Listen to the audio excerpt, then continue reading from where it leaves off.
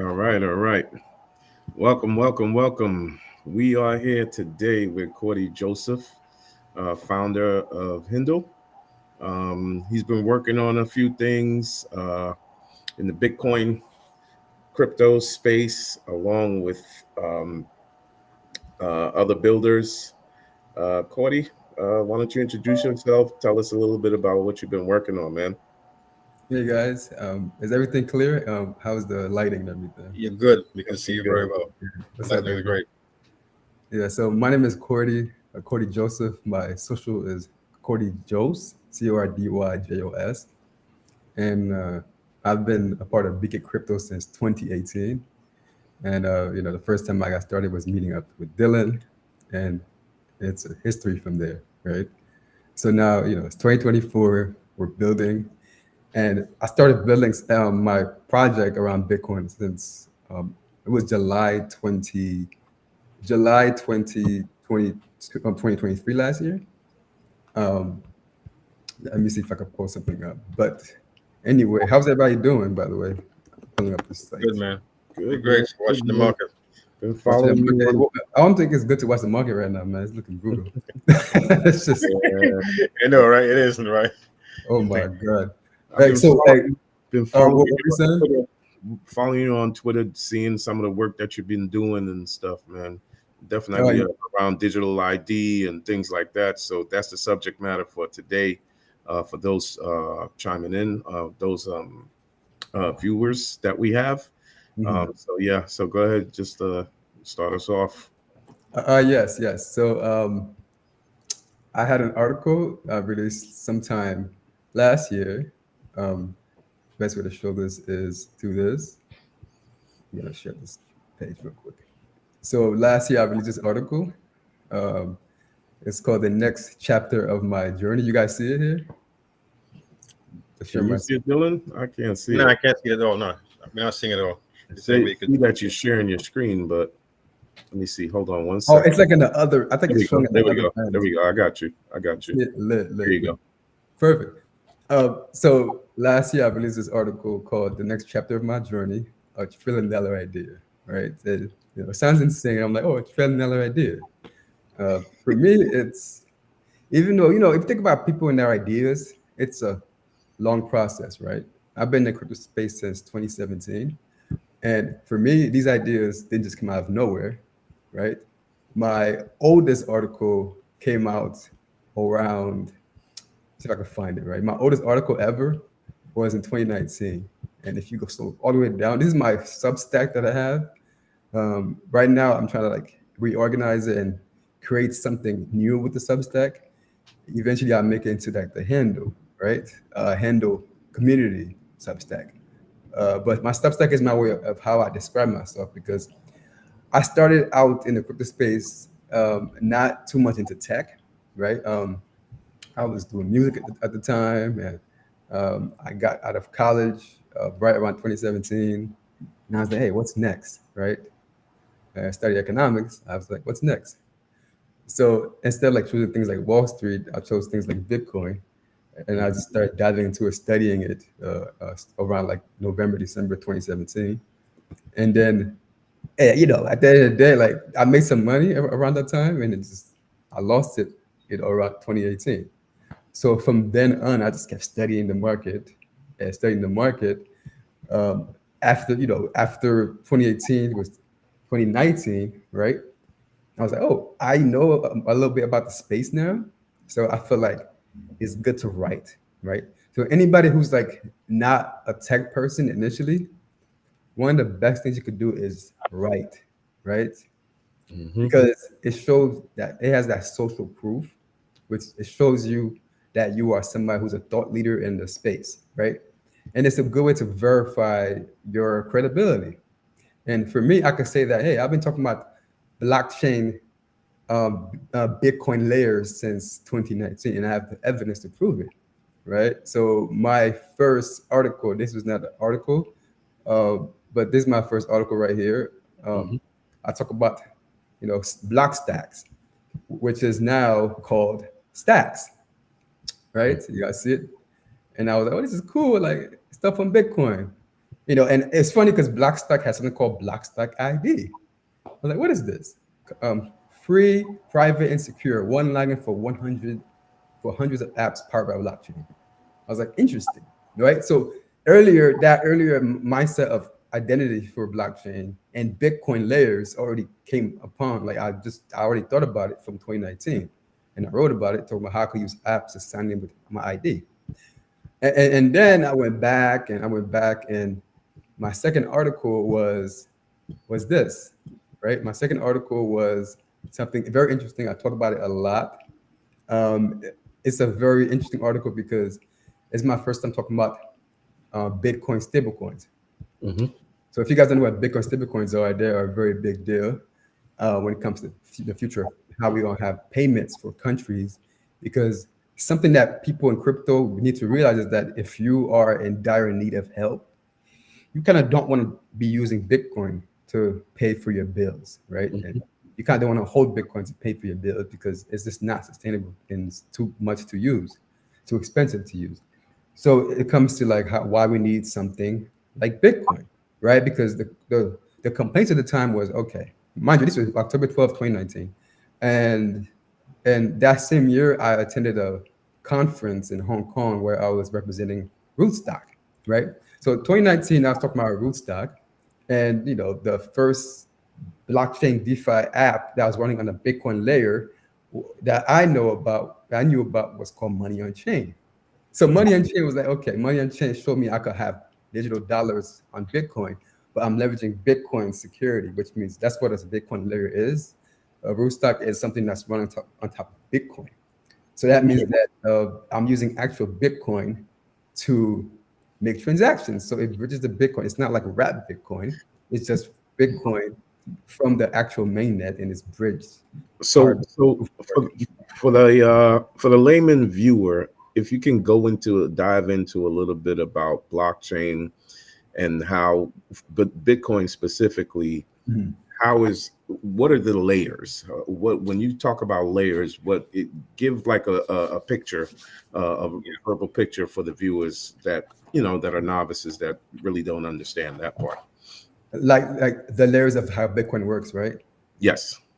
So Yes. it's very straightforward. Like my thing is, I have a saying where I say play chess, not checkers, but also you can't build on quicksand, right?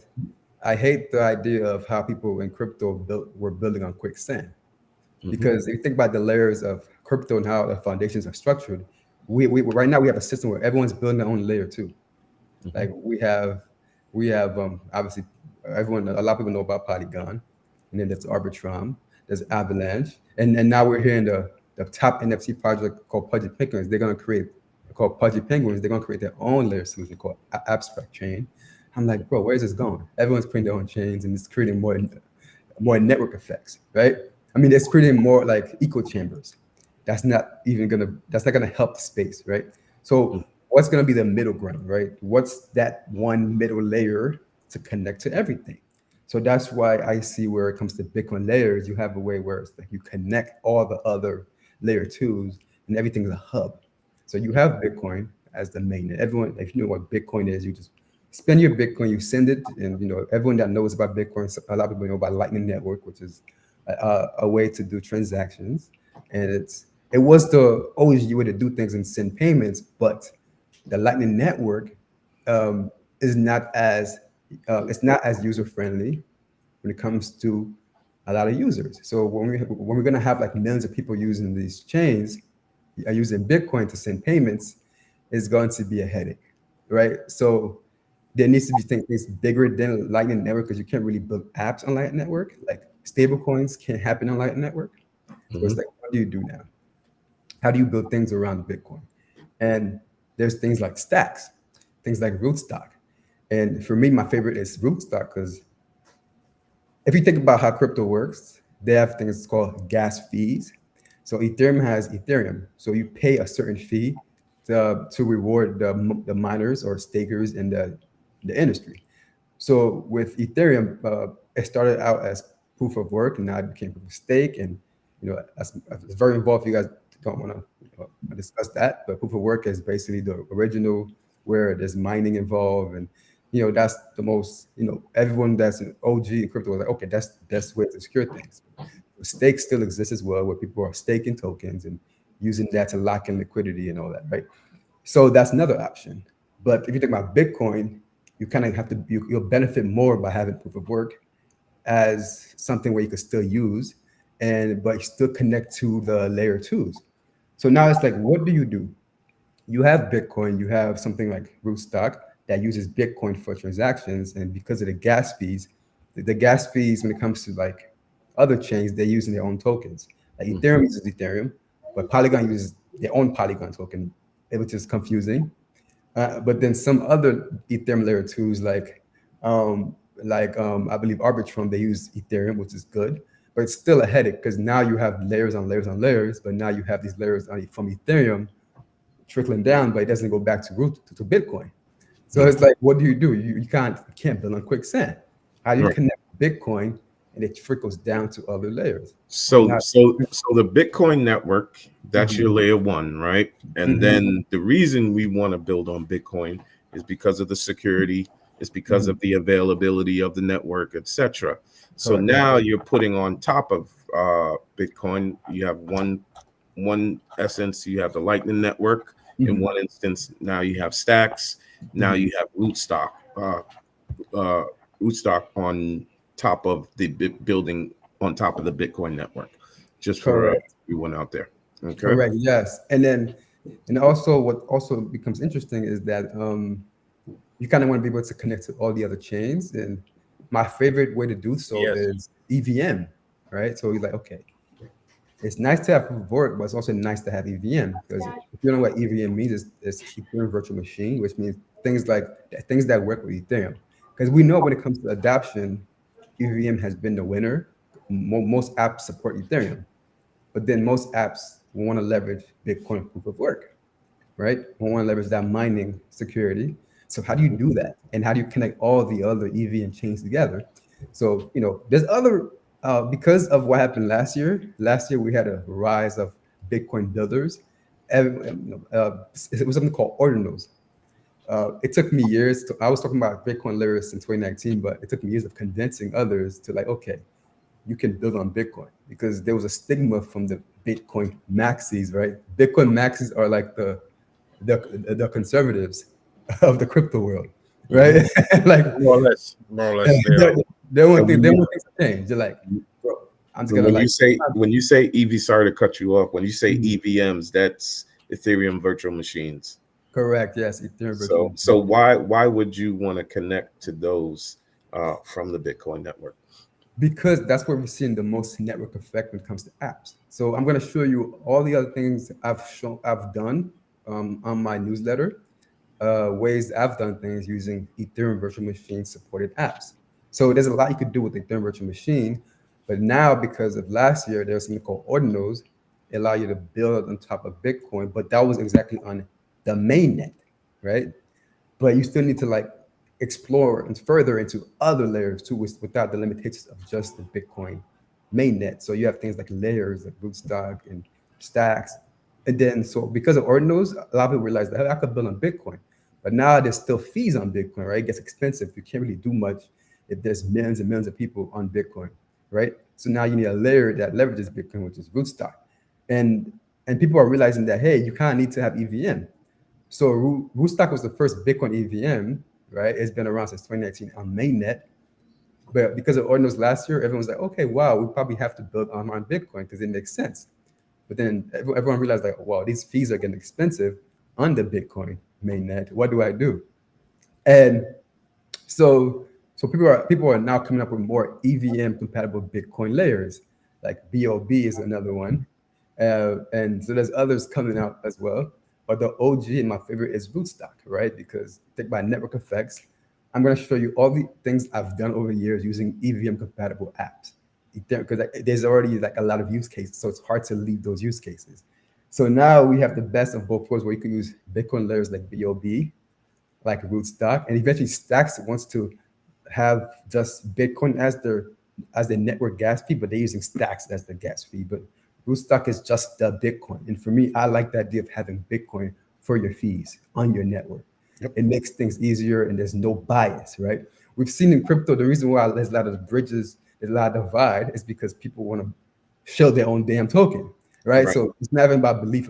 It's not even about like, if this is the best tech, it's just like, I want to pump my bags. Right? So it's like, Mhm. hey, I know that, this chain like Avalanche might fail, but I'm gonna hold on to my Avalanche token because it's a Ethereum layer. But then that Ethereum layer doesn't even connect to Bitcoin. So it's like you're building on quicksand because it's like, okay, Ethereum is still growing and it still has issues, but we've known like so far what has been a winner. There's only been two winners so far in crypto. Bitcoin and EVM. And that's it. Mhm. We know EVM works and we know that Bitcoin works, right? So even Solana is somewhat EVM compatible, and there's chains like Flow, which is trying to be EVM compatible. There's ICP that also want to be EVM compatible. Stack is talking about being EVM compatible. So we've seen now they want to be EVM compatible. They know that EVM compatible means that you could build apps that are supported by Ethereum. But then you kind Smart of want to bridge. contracts, etc. Correct. So now you have the even compatibility, but then having the Bitcoin is like another crazy way to say, hey, I have that network effect of EVM in Bitcoin. So now it's a less divide. You have a way to put things together. So, And then, guys, Mhm. just real quick, just to set the stage for you. In the early days of the of crypto, as we are in now, one of the biggest issues is compatibility from chain to chain. So these blockchains are kind of like silos, and what's happening now is more and more projects, more and more people are working on chain compatibility. So once that layer starts to develop, and you have all these chains being interacting with each other, it's like saying, hey, Google's website can interact with Amazon's website, or Correct, correct. or any other big web address can interact over there. So that's been a huge challenge in the crypto space, and that's why this conversation is so important, because we've got to move to a whole entire industry. If we're saying we're building Web3, we've Mhm. got to have interoperability. That's important.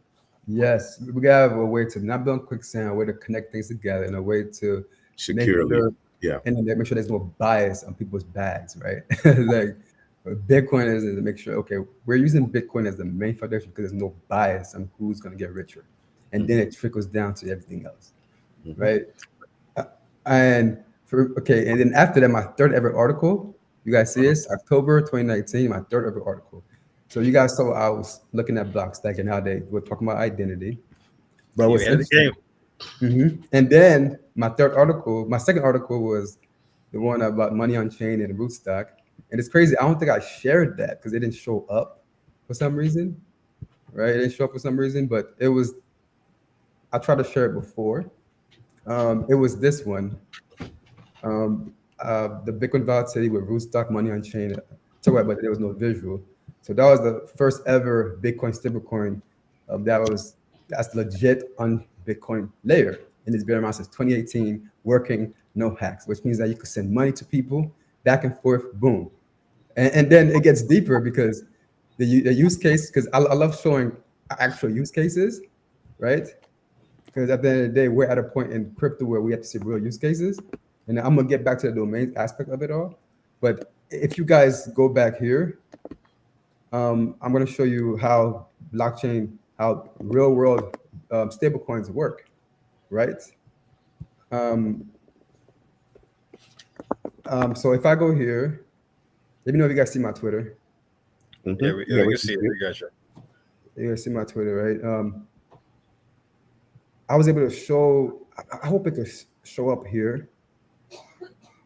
It's called Riff, and Riff is the company that's building around Bitcoin. Some of the founders are part of the team of Riff. Rootstock Infrastructure Network is the product around Rootstock that's building the main tools, and then the company behind that is called Rootstock Labs.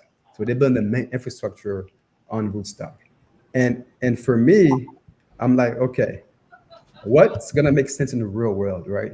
Because we all talk about tech and it's like, oh, this nerdy stuff, like blah blah blah blah. But how does it really factor into the real world, right? How does it factor into the real world? So to show you guys how this works in the real world, like I brought up money on chain as the first ever Bitcoin stablecoin on a Bitcoin layer. It's 2018, no hacks, right? But I have to show you all how this works in the real world. And how this works in the real world is, if I could slide down to this old post right here from the Rift page, is that they were at this place in Argentina.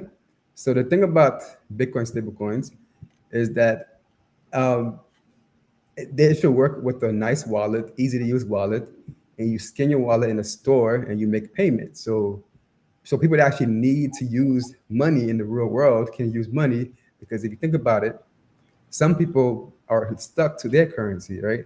If you are living in Argentina, you're living in Zimbabwe, you are stuck using that currency. And you kind of want to have some kind of usability for that different currency, which is the US dollar or other alternatives, right? Without barriers to entry, without any friction. So the biggest problem was friction, right? So now here's an example of using stable coins in the real world. So this person was in what was somewhere in Latin America. You guys see my video? He's using a Rift wallet Yeah, we see. to buy something. Which wallet is this? He's the Rift wallet. Okay. It's Rift Wallet. Right here. Okay. Gotcha. Does it play with sound at all, Cordy?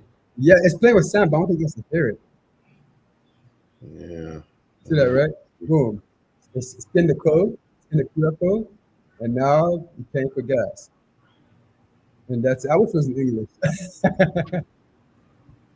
But yeah, so boom, it should be that simple. You have a wallet and you make payments in your code, and that's it. That's it, right? And there was another one where they were at McDonald's, and but it just shows you the use cases. So now it's like, okay, I could have a wallet and I could pay for things using a Bitcoin backed stablecoin. It's like I could use Apple Wallet, right? But now instead of dollars, I'm using something where a Bitcoin backed dollar, where I'm not limited to the banking industry. And so now it's about how do you connect these? So how do you connect multiple chains? Like I said, don't build on quicksand.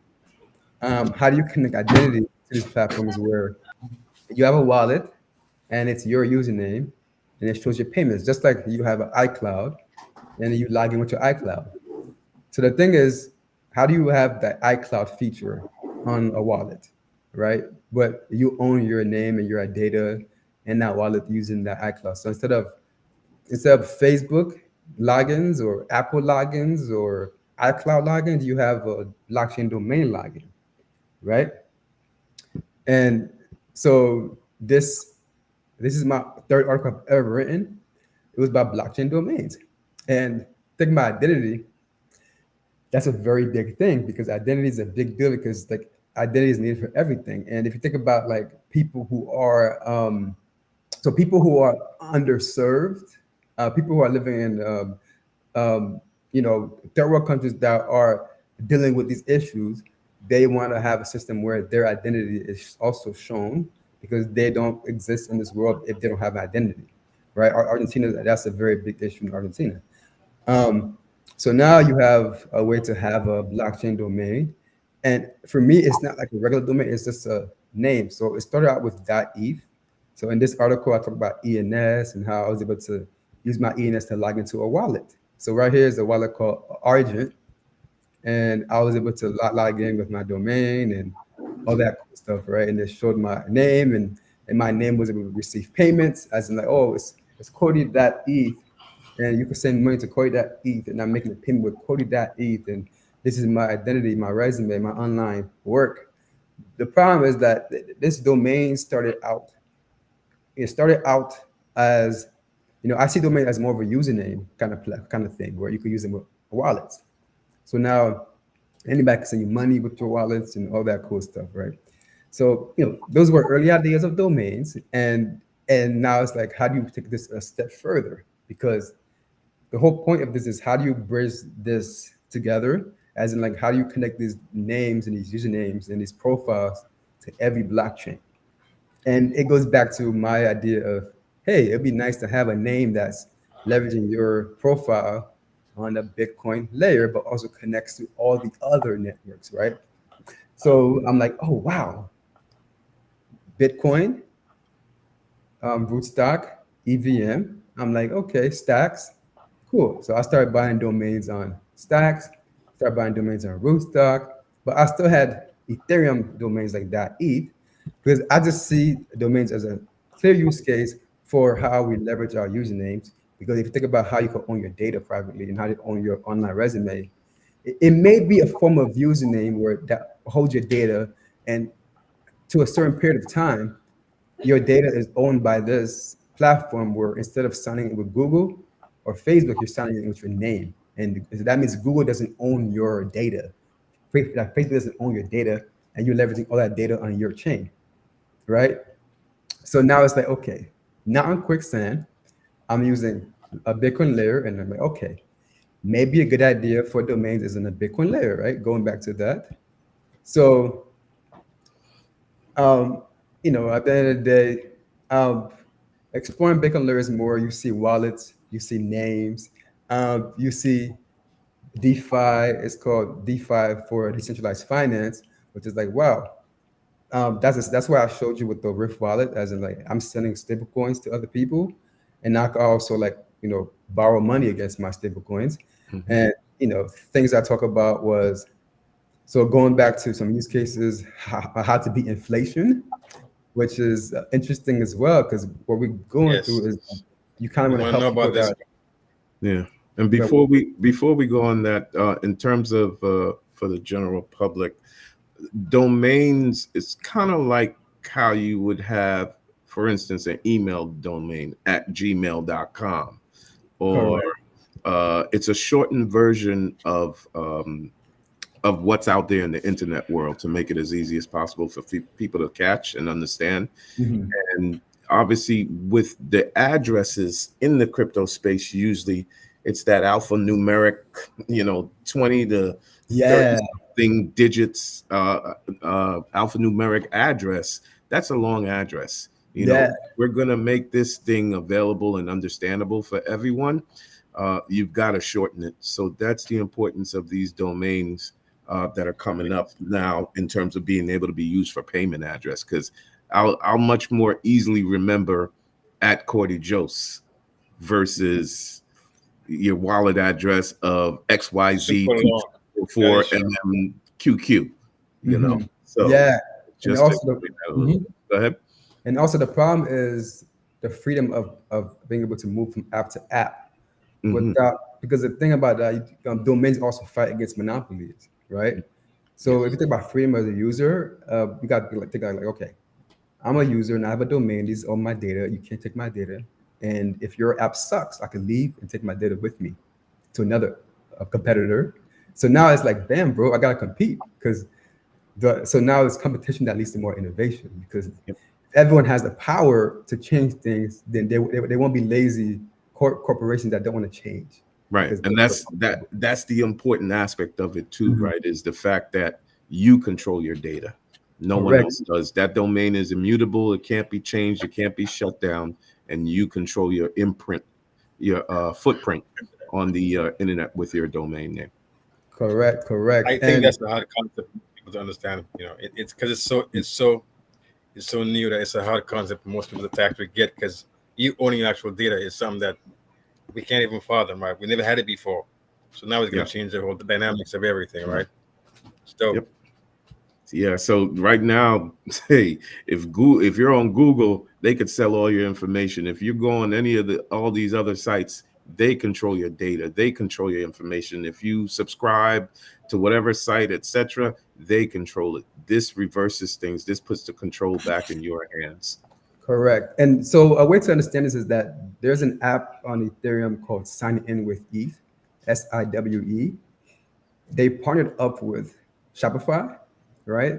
So this is ENS, the original. These like the original EVM compatible domain system, right? But they're just on ETH. And for me, I'm like, okay, maybe it's nice to have this on Bitcoin layers as Mhm. well. But they started out on ETH and they're struggling with the gas fees. So they want to export the layer too. So you see how they're just creating more problems when it comes to not building Yes. up. they're building on more quicksand. So they're saying that, oh, now we're gonna leave Ethereum mainnet, we're gonna go to a layer 2. I'm like, damn guys. So Yeah. it's just more quicksand that they have to walk over and fall through. Because what if that layer 2 doesn't work? So, but Exactly. it's an example of like, okay, this is the example of how it works. Signing with ETH, partnering up with Shopify, and it showed you here that Shopify is actually a company that actually cares about the future of this. Because now it's with this is you can literally you can go to Shopify and log in with your .eth, which is really cool, right? So it show you there's already like use cases in the real world for these domains. They're building infrastructure already. That's what's happening. You know. Yes, yes. So, but now we're still early, right? And then, so let me go back to what's happening with inflation, right? So at the end of the day, people are still fighting the fight, and not everyone cares about domains like that yet, right? We still have a way to fight inflation. And then, so the domains are for identity, for names. They call it identifiers in a sense, where they basically, that's the best way to like think about it. Don't compare blockchain domains to regular .coms. In my opinion, compare them to identifiers. That's what's compare them to like email, username, and phone number together, right? That's how I see it. Like, it's your overall Web3 profile, your overall online profile. So you kind of want to build that reputation with that Web3 profile because it's going to mean something. It's going to get you a job. It's going to build your reputation. So for me, my reputation is based off of how I use my Twitter, right? My Twitter is like my resume.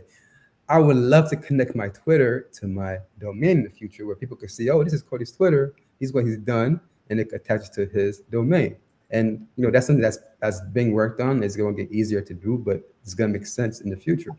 So so now while I'm building my reputation, I kind of want to fight the real world issue, right? Which is inflation, because it's cool to have domains, but in the real world, I care about protecting myself and feeding my family. Right? Think about it. Right? If you're somewhere where you gotta survive, you probably don't care about domains yet. You care about how you're gonna feed yourself, right?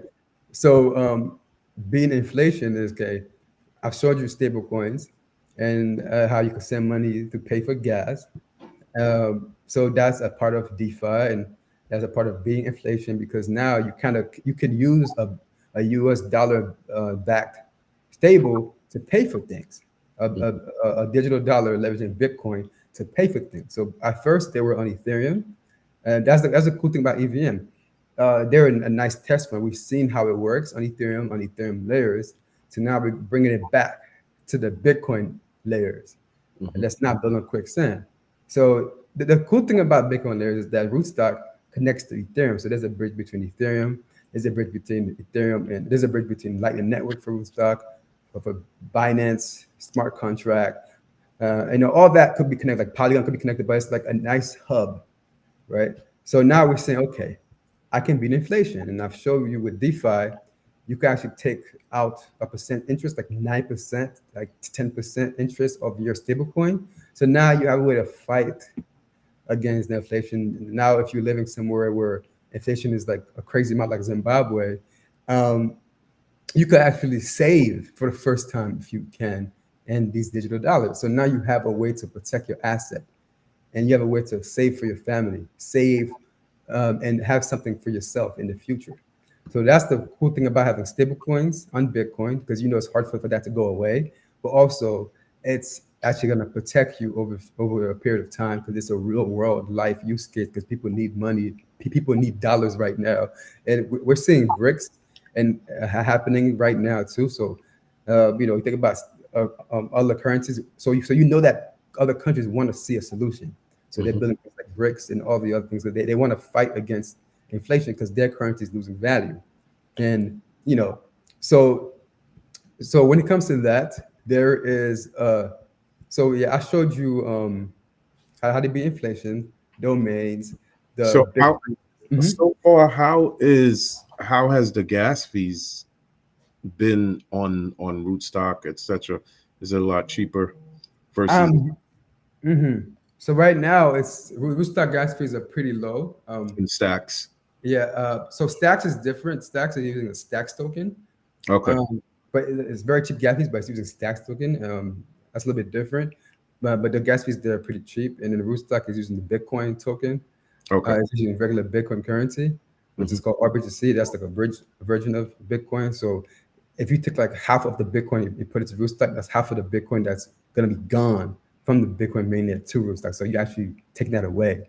Right. And so that's what's interesting. It's not owned by BitGo, like we've seen with RapBTC. They own so BitGo is a company that has RapBTC, and RapBTC, WBTC was what was on Ethereum, what was used for most Bitcoin transactions, which is not secure because it's a company that's making those Bitcoin, that's owning it on their site. Got And it. you kind of don't want that because it's like, oh, these guys are literally like, they have the Bitcoin, they put it in their site, and they're like, hey, here is the repetition from what we're giving you, and that's not safe. Right. So now with things like Bitcoin layers, they're actually bridging it back from mainnet with using these bridges, and these bridges are getting better over time. And Mhm. they're not perfect, but the most secure, in my opinion, so far has been Rootstock, and there's other alternatives coming out as well. I'm seeing with BOB and all the other solutions. Okay. So, Corey, a quick question. What do you see the time frame where you see as where there'll be like mass adoption for like a Bitcoin stablecoin? For me, it comes with the apps, right? So um, the apps have to be easier. So the Rift wallet is an example of how we're gonna have easier to use apps. So the Rift wallet is something that's being built on the Rootstock, and and they actually believe. So when it comes to Rift, right, they actually know about domains. So Rift has the first ever Rootstock product was um, Rootstock domains. So it came out around 2019-ish. That was the Riff. That was a .rsk names, and I talk about .rsk a lot, right? Mhm. And then, I remember. yes, I talk about A lot, .rsk a a whole lot, lot. a whole lot. So that's Rootstock's blockchain domain. Because I'm like, hey guys, it's a blockchain domain. It's EVM. It's on Bitcoin layer, and it connects to Ethereum, connects to everything. It's like you're using them for everything.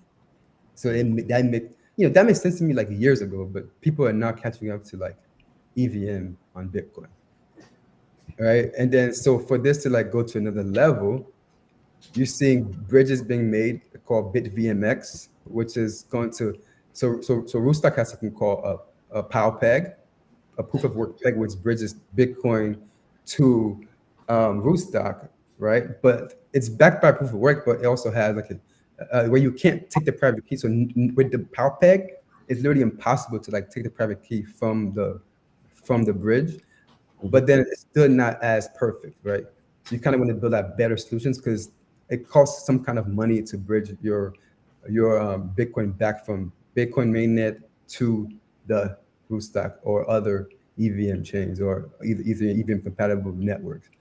Um, so what's gonna bring in mass adoption is better bridging solutions, as in like, hey, it's easier for me to get my Bitcoin from this original mainnet, this original layer, to a EVM layer or to even Ethereum if that's needed as well. But it's just like it has to be easier bridges, as in like a few dollars to move things around, right? And and then from that you have wallets, right? So we need simple wallets. One of the best solutions for mass adoption is we need easier wallets, as in like these wallets have to support everything, right? Like these wallets have to have. Remember, if you think about Cash App, if you think about Apple Pay, these are very easy to use solutions, right? These are very to use applications, Right. and You don't know then what's going on under the hood. You just pretty much Yeah, scan yeah, your NFC, your phone, it or is. whatever, and it does what it has to do with the transaction. correct. And then so I'm gonna show you a screen of the Rift wallet. I love this product. And so I was like, guys, this is nice because you guys are able to have this wallet, and like, see it says RSK right there. You can literally log in with your .rsk name with the wallet. So you kind of don't have to think about the domains. It's like your wallet without having to deal with the iCloud. You would Hmm. log in with .rsk, right? And so it's like, boom, I have these features, and you put it in full screen. So you see these tools, right? So it connects to your phone. you could send money to people using phone number, and you could send money with your .rsk right here. And so yeah, the shoes. So these are easy to use wallet solution, and I love what Rootstock did with this because like Yeah, ease of it's like use. an I open. like this stuff. What are you saying, Dylan? I like how it looks. It looks very like user friendly, like any regular Cash App or any actually Yeah. Apple app. Correct. Thank And you. I love the idea of it not competing with others. There's like an open infrastructure for wallets, as in like anybody could create a wallet with this open source tool in a day. I was like, what? So basically, that's gonna build adoption. Was like you just take the code, it's the open source code, and then you use their code to make your own customizable wallet. So any company like Cash App, um, like like like um like Apple, any one of them could be like, yo, let's use this code and make our own customized wallet. In a day, they could have a wallet, boom, just like that. And this wallet could be So could what connect to So other stuff. What are you saying? it's not yet question? compatible with Apple Pay or Google Wallet yet. They would have As to yet. do. Yeah, not yet, but it has the open source code where if you need to create your own customizable wallet with this, you could add the code and make it into your own. Got Oh, it. Yes, so it doesn't compete what I with. was asking was that Mhm. what I was asking was what language they use to actually write these wallets? Is it like a Rust or like a Python? I'm just curious. So it's so basically this stuff is what do you mean like the language, the wallet? The Yeah, language. coding Yeah, language. yeah, coding language. Um, so this stuff is using smart contract rather than the EVM compatibility. Oh, okay. So things that work as in like Okay. you could use. So basically, you have all the EVM compatibility there as well to connect to it, and from that you have the regular SDK from Android to create this wallet because it supports it's on mobile, right? Mm, So you have the basic Okay. features for simple app, but you also have the EVM and the smart contract within the wallet as well. got it. So you basically have the smart, like regular Ethereum, regular Ethereum Solidity on the back end that's being used in the wallet. So does it Nice. are you able does it prompt you to create your own wallet name, the domain name, etc. on there, Yeah. or you have to already have that established? So it basically does all that for you on there, as in like if you go there, you can. It's like, oh, if you want a name, it says if you want a username here, your .rsk if you want a username.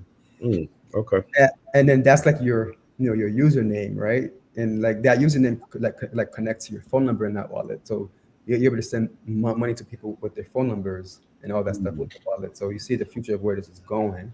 got it. And for me, I was like, I like the RSK, right? But they were not doing enough for me, right? Mhm. Because I talk about it a lot, but nobody really cares. So I was like, hey, let me be my own. Right? You came up with Hindle. Came up with handle, all right? Right. So Yeah. and then so before I even get to that, like before I even get to that, right? I'm gonna continue as in, okay, what else can you do with inflation to help fight against inflation? And I wrote an article about how to use apps on Bitcoin. So the cool thing about EVM compatible Bitcoin layers is that they work with MetaMask. So anyone who's like, hey, how do I get started with EVM Bitcoin? It's like, bro, use MetaMask. But Stacks uses a different wallet called Xverse and other wallets like Leather. But when it comes to crypto, a lot of people know MetaMask. So it's like, hey, I can use MetaMask for Rootstock. That's fire. Like, that's fire. And then and the thing is, how do you bridge, right? How do you move your money back and forth right now? It's still not perfect yet. It's still not perfect to bridge, but there's bridging solutions that are coming up on Rootstock and all the other solutions. So there's symbiosis. So you could bridge things from other all the other layers. You guys see the screen right here. You could bridge things from Ethereum, BNB. So now it's smoother to go back from Ethereum to Bitcoin layers and back and forth. And then you could switch from Bitcoin to to Bitcoin layers as well. It's just getting easier, right? Wormhole as well. Yeah, but we're still seeing people build out solutions. It's still getting better and better over time. But I definitely want to get to the juicy part, right? Right? Mhm. And so one of the juicy parts about interest is that why do I care about like why should I give a damn about Bitcoin layers and all this stuff? It's like, oh wow, here's this app called Sovereign. Like you see this right here, Sovereign. 0% interest rates on your Bitcoin. What does that mean? As in now the hack is that, bro, just get as many Bitcoin as you can and borrow against it. So now instead of having a house, you're buying more Bitcoin to leverage off of, right? And that's the hack, right? To win this rat race is that, hey, it's simple.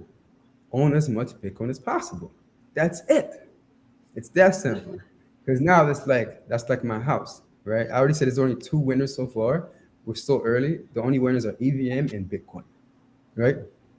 And then we're seeing things like Ethereum and Cardano, but it's still not perfect yet. Ethereum is close second, and then we have Solana, really more retail solution, but Bitcoin EVM is where it's at. So now it's like, wow, how do I fight against inflation, right? Boom. If you think about Haiti, think about all these other countries that's been oppressed. They had to borrow from their oppressors, and they were never able to pay that back, and when they did, it was too late, right? Mhm. So now as a country, like we've seen El Salvador, they're like, yo, we're gonna use Bitcoin now as a Exactly. as a currency, and everyone's not they're realizing that they're gonna use Bitcoin like Argentina, Peru, even Mexico plans on using Bitcoin as the currency, right? These are But tech- but but Bitcoin cannot be used alone because now it's like, okay, as a regular person, you out here in Mexico, you kind of want to be spending Bitcoin. That's not smart, right? Right. Uh, so now it's like, hey, I can have Bitcoin and use something like Sovereign, and Sovereign works just like on MetaMask. It works on MetaMask, and so I can have things like MetaMask, and it's going to work on the Rift wallet as well. Um, uh, I believe it works in the Rift wallet because Rift wallet is a wallet on Rootstock, so you could use the Rift wallet. It's on mobile to connect to Sovereign. Um, uh, so now it's like, wow, I have. So imagine having like a house, right? And you need money right away. Like, yo, where do I get liquidity? It's the same thing. It's like now, but instead of having that house, the thing about Bitcoin, what's very interesting is that it came around the housing crisis in 2008. So you could tell the history of this, right? Is to fight against that kind of problem where the housing issues, the corruption, all that, right?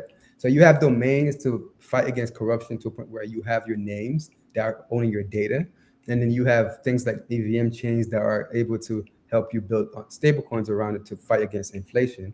And then now you have your domains, you have your stable coins. But now what do you do with the stable coins? I've shown that you could actually pay for gas with it. And now it's like, what else do I do? Right. So with stable coins like money on chain, I've shown that you could borrow against, you could actually get interest for that stable coin and make money with your stable coin and have it like you could have a saving account. So most people can't have savings account because the money is going down every day. So now you can actually save with your digital dollars. But then if you have Bitcoin, so it's like a way to fight against the rat race, right? So Right. if you could afford to have Bitcoin, you could have Bitcoin and then borrow against it like you would a house and be like, hey, bro, I have $100,000. I can't need money right away. What do I do? I have $100,000 in Bitcoin. I could borrow like a quick 10K from that, quick Are 20K. you able to show us the platform at all? Just I, to, I could, yeah. yeah, It's called Sovereign. just to see how it looks, the UX and all of that. Correct. Great. So right here, Sovereign is the platform. And here's the UX for Sovereign, and it works with MetaMask. So if you guys want to use, and this is BOB, another chain like Rootstock. But so Sovereign's on BOB, so it's on two EVM chains right now, BOB and Rootstock, right? With BOB, that's still very new. With Rootstock, it's been around since 2018, so that's my favorite because it's been tested, and I trust that more so Not far. seeing the app if you launched it. I think it's still on that Oh introduce. yes. Oh, Oh, there you how about now? You guys see it? go. Yep. Perfect, perfect. So this is Sovereign. This is the site, and it shows you how like wow, this is something where I can make money from. Like okay, I can so Sovereign has a stablecoin called DLLR dollar, and now I could have APR of 9.1% off of my digital stablecoin, which is cool. How As in much like hey, again? Let's see. 9.1% APR. Okay. Just to lend out. Like you could be your own bank, literally. See, lend dollar. So now you could have digital dollars on EVM Bitcoin and lend it out to people like a bank. So now you become your own. You literally become your own bank, right? Which is Like what fire. the bankers do. Mm-hmm. Mm-hmm. Yeah, and then you could like also provide liquidity, which is interesting to make DeFi happen, right? Because you kind of need liquidity, and you get up to like 27% APR to provide liquidity within Sovereign. So all these amazing tools. You can also borrow with it here. Here's the interesting feature. You could borrow against your against Sovereign and all that, and right here it's you know, and that's really cool. Like, but the main thing is that the main thing is how do you have the basic feature at 0% interest rate? How do you borrow against your Bitcoin at 0% interest rate? So these are a way to earn. This is the way to borrow at 0% interest rate. It's called zero. So that's like the main product. It's called you get zero lines of credit, borrow without interest. Like that's fucking revolutionary right there, man. It's like, bro, like I could borrow with 0% interest rate. So as a country, you're like, how do I use this? Right? So that's interesting. So now I could be on here and use their Yeah. platform and borrow at 0% interest rate. And that's from Bitcoin. So you could borrow from that, but once you have your stable coins on the rootstock EVM, you can use your stable coins to make money. So you're borrowing. So if you have $100,000 in Bitcoin, you borrow like 20K from that or like 10K from that, and you're like, bro, what's next? And now you have that stable coin you can use in the real world, but you can also save it, Yeah. right? Yeah. You can save it and then And get that 9% yeah. interest. So you see how we're like beating the rat race, and the Yeah. thing about this is that there's You're nobody being pushing inflation. the Yeah. button. It doesn't matter if you're black, white. It doesn't matter if you're Jewish. It doesn't matter if you're Christian. Don't nobody give a damn. There's nobody telling you no because it's all using That's the smart power contracts. of DeFi. Correct. Correct. So now I could do all these amazing tools. I could literally be my own bank, right? There's nobody to tell me no, and that's very powerful. and and so now and it's cool because now we're not building on quicksand. I'm using actual Bitcoin to borrow against without permission, and now I'm using that Bitcoin that I borrowed from to get stable coins that I could lend out to get APR. So now I'm like boom boom. I'm escaping the rat race. It's harder for me to not suffer, right? So Because now I have a way out. Mhm. you'd have people like the Maxis will say, well, this is not Bitcoin mainnet. This is a layer Sidechain. two side Mhm. chain, what Mhm. have you, that's doing that you're able to do some of the similar things you're able to do in DeFi on ETH and some of the other platforms. What's the difference? In terms of security wise, what do you think the major difference is? Security wise, the big difference is the bridges. We still need more secure bridges, but the most secure bridge so far has been PowerPeg. So Rootstock is using proof of work to bridge things out. So now it's like, if you want to take down Rootstock, you got to take down Bitcoin, bro. Like, because you know why? I like that. I like that. I can see It's what using it's saying. 'Cause, like, sidechain. again, most of the bridges was where a lot of the hacks came through, right? So Yeah. I So always used to wonder why is always the bridges is always where it's always being attacked first. It's always like the yeah, weakest point. So hopefully that can yeah. change. So you need better bridges. So Rootstock has been live since 2018, and it has not been hacked. It has not been taken 2018. down. So it shows you how these are Wow. bridge that works. It's not very fast, and it costs like $30 or so to bridge it out. And then but now there's cheaper bridges coming out, like Sideshift. Sideshift is an option that works where you could bridge, like, basically have $10 of Bitcoin and bridge that to Rootstock, right? But Okay. the most secure bridge is PowPeg, but that's gonna be improve over a period of time because Powpeg is leveraging Bitcoin proof of work, which means that so far, if you look at Rootstock and the stats, I think I have a page for that. I could show you here. RSK stats. If I can find it somewhere, it shows you the live stats of RSK. Stock. Oh, nice. Yeah, and it shows you the live number of how many people are actually bridging to Rootstock, right? The maxis don't like that at all. Rootstock that if I could find the stats thing, but it shows you like, wow, okay, I have. It's funny because the maxis they're actually less of them now, because like the thing about them is like they see that, oh wow, we're hypocrites because like it's good to build around Bitcoin. It's good to have a Bitcoin ecosystem because it helps build Yes, things exactly. around They're gonna build Bitcoin. more things And on Bitcoin. Right? I mean, I get they're upset about it, but it has to grow and change and evolve, right? So it's gonna happen. yeah. And then Oh, um, I could find the minor stacks page somewhere. I can't find it. But it showed that there's about 50% of Bitcoin miners average securing Rootstock. So that means oh half wow. of the Bitcoin miners are securing Rootstock, which is fire, right? It means that, bro, like you Yeah, got to spend half the that's Bitcoin money big. for like Bitcoin Rootstock. Mhm. And because using the Rootstock, because it's using Bitcoin, you're using Bitcoin, so there's no bias. The thing Okay. about Powpay is that it's now open source, so you can see if it's a terrible bridge or not. Right? There's a problem with bridges too. A lot of them don't have like they have closed like a way of doing things where you can't see where the code is. You're like, oh, what's happening under the hood? And it'll Mm. be too late. And by the time you know about it, it's hacked. So now these bridges are being worked on. They're improving over time, and at some point we'll have a nice bridge. And my opinion is, so far I'll show you Bit VMX. That's what's being built out on Rootstock. It's going to be an upgrade from Powpeg to Bit VMX. Then eventually it's going to lead to something called Drive Chain. That's like next level stuff right there. You guys are not ready for that yet, because like if I Right. bring that up, that's like a whole nother topic. Because Yeah. Drive Chain is something that's going to connect all the other Bitcoin layers together and make them communicate. Yeah, we're Well, getting up to about an hour, All right. so I yeah, think it's a good way to segue into Hindle.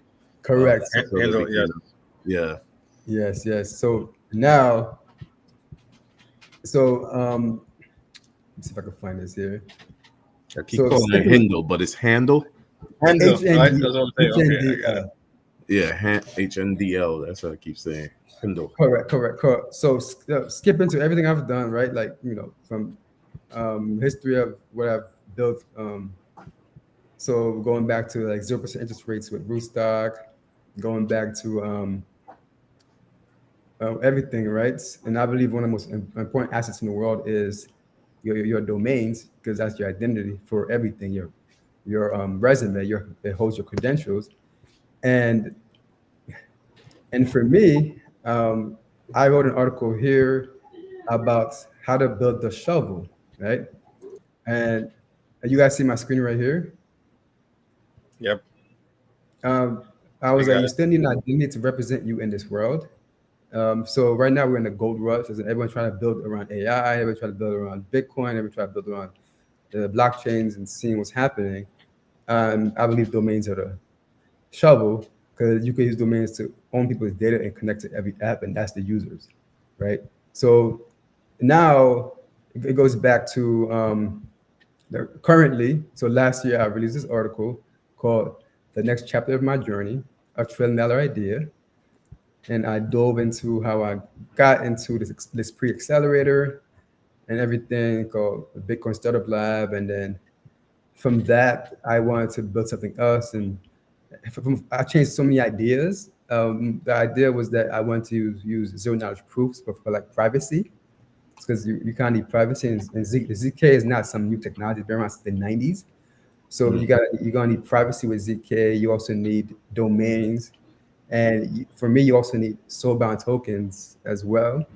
And I'm like, how do I put that together and do it on the Bitcoin EVM, right? Because now you have privacy, you have soulbound tokens, and you can also have other assets too. But the idea of credentials, like soulbound tokens, is like you can have like your license and your passport owned under your name and your identity to prove who you are. But it has to be done in the right way, where it's private and it's going to be leveraging Bitcoin, right? So here I am with what I'm doing now, and it's called Handle. So I started around July last year. So now it's been a year, guys, a year since I've been building around Handle, and uh, the parent company is Study Bitcoin, right? So Study Bitcoin is my parent company. Like that's where I started, and then I'm like, okay, I need a flagship product, and my flagship product is Handle, HNDL. Mhm. So if you look about, so my post here on Study Bitcoin, I was like, okay, the most important stages after 2008 has been, so the winner so far, if you see the tech, like you guys see this, guys, this is not, Yes. Bitcoin is not new. Like this has been worked on since 1974, right? See all this stuff. This has been worked on since 1974 to finally create Bitcoin, like e-cash, all these digital money that we've been building in the 90s, and cryptography and everything. All this leads to, so what we have here with Bitcoin. So what is next, right? What is next? And that's why we're here today. So for me, the most important stages after 2008, after Bitcoin, was the Rootstock mainnet. And then last year was release of ordinals, because now the guys around, the guys were like, okay, wow, we can actually build around Bitcoin now. So that helped people grow and build. So that brought Ethereum people to Bitcoin. They're like, wow, it's not boring anymore. Like you can actually do things on Bitcoin. It's not like some boring chain that you just hold the token, right? So now people are building around Bitcoin. And then the future now leads to now, how am I going to build around rootstock and the domains, and like how can I integrate Handle? And then after this, you're going to see something called Holochain, which is like a P2P framework. It's like AWS in a way, but in a way where it allows you to host applications without a cloud. So now it's like all these layers and layers, but Holochain is not even blockchain. It's like a layer that could host blockchain. So now you have no cloud, you have Bitcoin apps. Now you have an ultimate ecosystem. And that's what I'm building. I'm using Holochain, using Rootstock, I'm using domains to build an ecosystem that's going to change how we work and how we make money in the future and how we're empowered. So So yeah, so how does that ecosystem look like then? What do you envision in terms of I guess the year, 2 years out of all what right. start shaping to be? Yes. So for me, it's a 10-year plan, guys. Hmm. A 10-year plan I started last year that's going to lead to something. And so from 2023 up until 2033, my 10-year plan. And here's this amazing article. I'll send it to you guys, but I have it on my Twitter right here. It's pinned. So Nancy is a Rootstock ambassador, and I'm also a Rootstock ambassador. We actually had like an event, and like so our partners had an event. Our community is Shuttle. Like we have a Nigerian community in Africa.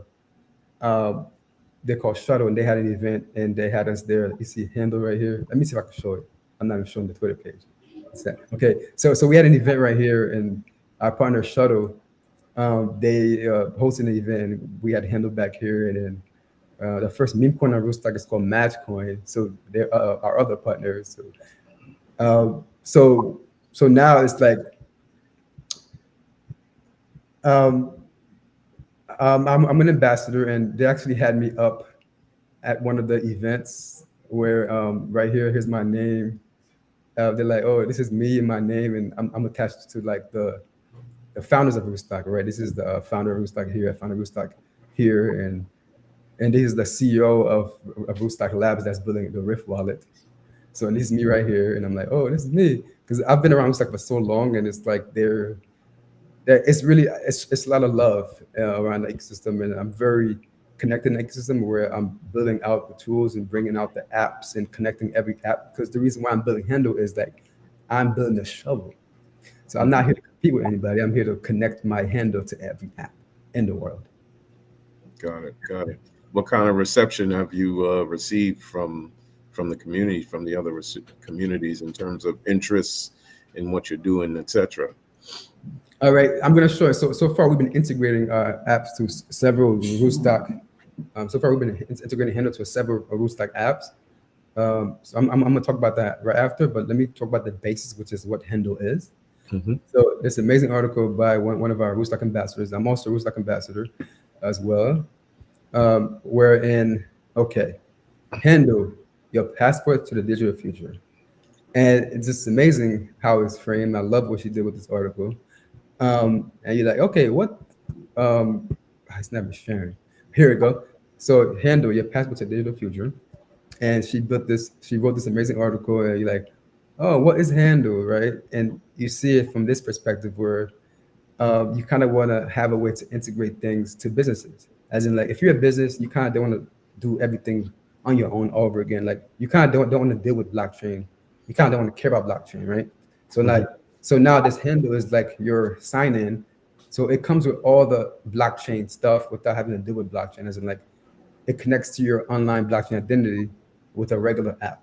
And our goal is to connect Handle to wallets, and then those wallets could connect to regular apps like hotels, for payments, for games, and it's the ultimate shovel because that's your username. It allows people to have a name and to actually use it. But also, I'm gonna talk more about what's happening here. So Handle naming ledger, a decentralized ledger, HNDL, but that's what it's short for.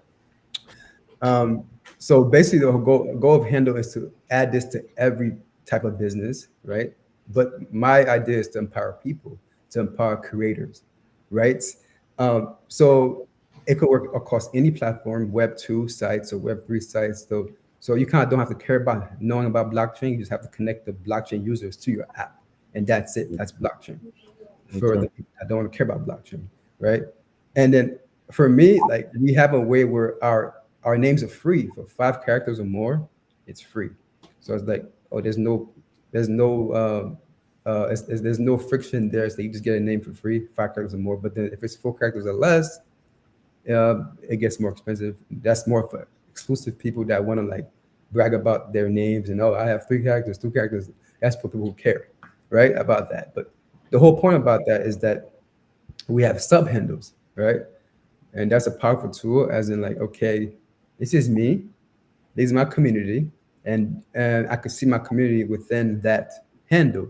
So I'll show you this real quick, and this is my site right here. It's we're improving the front end, still in beta. So hey, here I can have a name like, oh, this is Cordy. I need to add MetaMask, but this is Cordy right here. And then COR, I would put COR. I don't know, MetaMask downloaded here, but if it's just C right here, right? I can have a sub handle with C. So you see the name right here, C, and then you have a name before that, like, oh, this is James.C. So it doesn't matter. It won't really show on the end. It's just like, oh, this is my community and how it's going to track my community, right? So if this is like, the way I learned about this was through the Argent wallet, right? The Argent wallet was an example of how this makes sense. Because on the Argent wallet was when I wrote the article in 2019 about blockchain domains. I used the Argent wallet, and in that wallet, they just asked for my username. And then that username was like, hey, these are your username, and it's Cordy.argent.eth. I was like, oh shit. Like, but then it kind of didn't even, like, it was never too complicated. I just built a username around that community of Argent. So now you see where this head is, like, oh, this is creating some kind of membership like community where now people are. So now if you have a sub handle, you could charge your community members for that membership, right? So you could charge a certain amount for your membership. Every dot means a sub handle. So you have Cordy, you can have Cordy.b, Cordy. Say handle.b. So you can create as many sub handles as you wanted.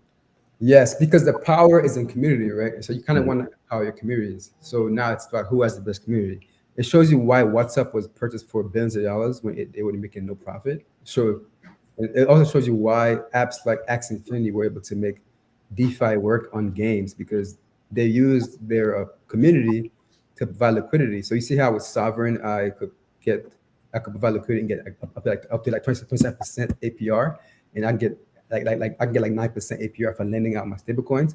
All these tools provide liquidity that's used for trading and all that stuff, right? So community creates liquidity, and that's a very big deal because now it's like now if you have a community, you have liquidity. So that means it doesn't matter where you live in this world, as long as you have community, you can have a community. I mean, as long as you have a community, you have a way to make money with your people, right? And I'm gonna dive deeper into why people should care about having names, right? But so if you go back here to what's happening here with handle, you have the sub handles. Real quick, we probably have to get you on for a part 2 of this. We've got about 5 minutes left, Oh so man, you can show us. okay. I know we're already at a hour and 10 minutes right now. Oh man, okay. So 10 minutes left is fine. So I'm gonna do it quickly, as in like okay. So with this, as in like okay, you could add your badges. So what makes handle even more important is that we have a way to. So every handle is a wallet. And why is that possible? Because we use something called ERC 6551, which is a token bound account, which means that our wallets are compatible with this, and it works just like a regular NFT, but it's a domain handle, and it's basically like an Apple wallet in the sense as in like every name could own assets, like it could own your credentials, right? Your passports and everything possible, your badges through that name, and that is a big factor there. So now if you have an online resume, boom. So I've showed you guys signing with SIWE, how they actually were partnered up with Shopify. We created our own. It's called signing with handle. And so that means now you can attach your badges and your passports and your credentials to handle and put that in a wallet somewhere. And now you go anywhere you go, it's like, oh, this is my credential. So I'm like in the hotel. All I have to do is scan the QR code with my wallet, and everyone knows that's me. And I'm able to get into that hotel, and nobody will ask me for my address or where I live and who I am. So for the rest of the world, like the hotels and gas stations, etc., if we build this out, what would they need to do on their end to connect with this? Is it just as simple as QR code? Will they have to connect with, I guess, whatever blockchain database that there is where handle lives? Just trying to understand like the forward. Oh yes. So you see how the Rift wallet had .rsk inside. So we have plans to integrate. So Rift is following us on Twitter, and I know the team. We talked to them several times. So as in like, we kind of want to work with them where every wallet that's being made with Rift could have a handle name attached to it. So that's one of the best things to do, as in like attaching handle to every wallet that's created by Rift. So Rift allows every business to create their own wallet, so that every business can create their own wallets. Now, instead of .rsk, they can also have an option to have that Bitcoin emoji, which is that Bitcoin, right? That's our name. It's literally a Bitcoin emoji, but we just call it that Bitcoin, right?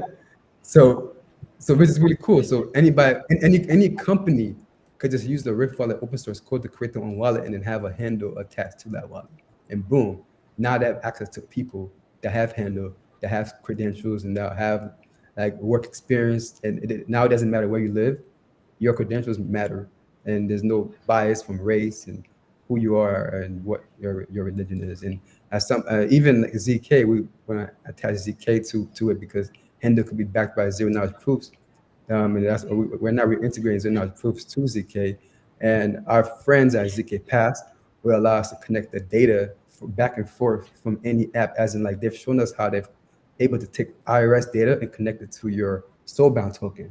So I mentioned soulbound token as a solution because now it's like these NFTs that you can't really sell are going to get your licenses under handle, or your passport under handle that's using zero knowledge proof that's private. So now you can. So now you have That's a very big idea. So now you have a license, a very big idea, and a credential all under your handle, and it's private, and nobody knows exactly where it's coming from. So you could have everything in your social attached to it. But eventually, right? How do you do this without the cloud, right? So this, I'm doing all this right handle, and you see how even Mastercard is using like crypto addresses, so they're gonna need handle in the future, right? Um, so it's showing you, boom, identity. You gotta build your brand, and this is gonna work for musicians, for athletes, for creators, and it's for gamers, for job seekers, and it's just also for like programs like for Amazon programs and Starbucks programs and all these amazing things. And also my plan in 3 to 5 years to also attach this to healthcare, right? Right, eventually, right? And then, and the reason why this is going to be possible is that we plan on using a way to host this on no cloud, right? And so this we're going to use HaloChain to host our applications with no cloud. So that means all this zero knowledge proof stuff is going to make sense because we won't need a cloud. So there's no limit to what we're doing because they can't take us down, right? And Beautiful. how chain works without the internet. So if there's no internet, we'll still be around. So it's like you got to think about all this stuff to really fight and provide, empower your people. So how do I, so if I get a handle and I attach all these things to it, how do I make sure I secure it? Is it still the private key that I would know myself versus somebody else,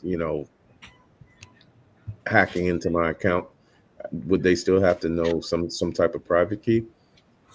Yes. So right now it's a private key involved, and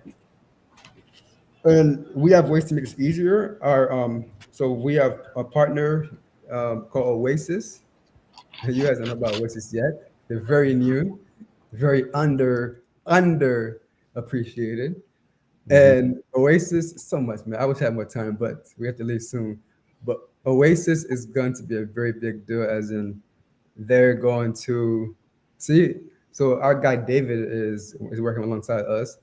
We talk about how we're going to integrate signing with Handle.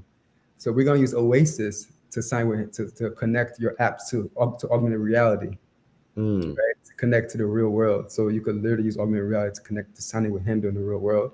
You could use it. So Oasis has all the APIs. They have avatar APIs. They have wallet APIs. They're going to be able to connect all our data and put it into Handle. So Oasis has Bitcoin data. I'm also part of the Oasis team. Has Bitcoin data, has Solana data, has Polygon data. So every data you can get from every chain comes into Handle, and Handle will work with every single blockchain. So even though we're on Rootstock, we'll be able to receive money from every other chain, right? And it's like the main hub. And I believe Handle is one of the biggest projects in crypto. So, I don't think we have any competitors. And, I'm not trying to be too, I just believe in myself. I've studied this for so long, is that what I'm building is connecting HoloChain with a Bitcoin layer. And these guys, David, they've been building Oasis since 2011, right? And they've been building Oasis since 2011, and they're from the HoloChain community. So now they're going to add ways of using HoloChain for no cloud to Handle. So now we're able to host things with no cloud with Handle and connect all the other chains with no cloud. And now a way to empower people even if there's no internet, right? So that's Man, what I'm here. so much gems like it right now, man. I wish we had some like more time, but go ahead. A few minutes left. This is truly decentralized data, decentralized information, etc. Owning your footprint, really almost seems to be owning your footprint. And that's what the interesting part with the healthcare, because I imagine you can have access to your medical records no matter where you are. Correct. And that's amazing. Yeah. Yeah, man. Hey, man, we got to have you back on to dig a little bit deeper into this stuff, because I can see this is going to take some definite debriefing and digging into a little bit more just to make sense for everyone. Because I think, again, Cordy, you're so ahead of the curve with a lot of this stuff. You've studied this thing for a long time, so I think a lot of people probably don't even understand half of what you're putting out there, because you're seeing where we're heading, and you're tapping into it early. So we Yeah. definitely want to have you back on. Just tell everybody how they can get a hold of you, all your channels, Yes. if they would follow you, etc. Oh, yes. So our Discord, if you go to our Twitter, it's Bitcoin names.xyz. So just type in Bitcoin names.xyz. It's going to direct you straight to our Discord. And we have a cool little bot in our Discord. So our bot is like a handle bot, and this guy likes talking shit. He's like, yo, get to work. You could talk to the bot and ask for help, answer all your questions about handle and everything if you need help there. And then so just go to our handle page. That's our flagship product. And overall, let me end this to know what my plan is. My 10-year plan that's going to lead to 2033 is the next internet evolution, right? Combining holochain with a Bitcoin EVM like rootstock. And this is a future that's going to lead to a network state, Mhm. right? A network state is something that's it's a book, guys. Definitely look up the book. It's networkstate.com. It's a book that tells you the future of the world, right? So for me, this is bigger than a company. I'm actually gonna I'm gonna change how companies are structured, how people work, because now it's like, okay, the people are empowered. So if the apps suck, we'll go to the next and the next and the next. So my plan is to connect Handle to as many wallets as possible, and eventually have a hackathon. So far we've been integrated into a gaming platform on Rootstock. We've been integrated into like a pump that fund, like a meme coin generator on Rootstock or Safe Memes. And we also have plans to integrate into this platform called Asami, which is very interesting. It's going to allow you to get paid for reposting somebody's tweet, right? So if you have a handle name, you can get paid to repost things. So the goal is to make people as much money as that can, but also the future is going to lead to something bigger. And this all adds up to things like Web5. Jack Dorsey had an idea with Web5 using DIDs, which is identifiers, like handle is Mhm. identifier. And Web5 means you own your data and your identity, right? So that's what handle is doing. You own your data and your identity. Yep. And in the future, we'll have something called regenerative economics, and that's more for holochain. So that means with our partners Oasis, they have something called karma. So if you're a good person, bro, you'll be a rich man. That's it, Mm. because you get paid for good karma for doing good things in the world, and and that's another version of how the world will work. Because crypto alone won't really be the main solution. We're gonna add more layers, like what's gonna happen with holochain and Bitcoin EVM, as in these kind of structures where you get paid to do good things. There's this company that you get paid to invest in trees. You get paid to invest in helping your energy. Like, so ION is a company in holochain that's going to allow you to get paid to share your solar power with other people using microgrids. And then we have something called MCC. It's called MCC. It's a mutual credit currency that's not backed by supply. So it's a bartering system where there's no supply. It's like, if I have gold, I have sticks to trade it, and that's another level of currency that's going to exist in the world. And in the world where Bitcoin is not the only thing for payments, it's going to be that kind of payment. So Web5, a network state, and a network state means that a country by people, not by location. So that means our people are empowered online, and it comes to the physical world, and that's it. So that's the future in 10 years. It's going to end up with a network state, a digital community with shared value using blockchain and smart contracts for flexible, self-governed societies that's not reliant on corrupt government. And that's it. Okay, that's woo. We definitely got you back. Gotta have you back on, man. Much appreciated, Cody. And I follow you. I follow your pages, and what you're doing is excellent work, man. Because this is important, and this is big, as you say. So so we definitely appreciate your time. Dylan, any last words before we go? Dylan, you there? I think I he think might be frozen. yeah, It's all good, man. But thanks again, Cody. We're gonna have you back on, man. for sure, Much for sure. appreciated, man. Much appreciated. BK Crypto, Cody Joseph, founder of Handle. We're gonna have him back on just to get some updates, see where him and his team are in the near future. All right. So good night, everyone. Have a good Sunday evening. Thanks, Corey. Night. Good man.